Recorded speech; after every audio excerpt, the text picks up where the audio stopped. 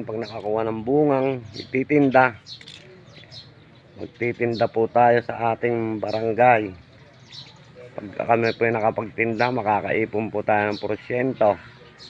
Para meron po tayong maipong porsyento, magtitinda ang aking asawa at ako. Sasama namin ang aming anak, magtutulungan kami. Iikutin namin ang aming mga kabarangay dito sa Barangay Santor. Kaya lang medyo natanghalian po kami kasi nga po umuulan ka ngayon ng madaling araw pa rin. Kaya hindi pa kami kumuha ng gulay kasi nga po pagka hindi namin naitinda ang gulay, sayang naman, wala kaming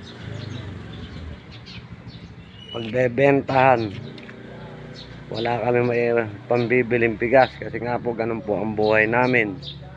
Kailangan po namin magtinda, mag-ipon ng pera para ganung paraan meron po tayong may pambiling pagkain.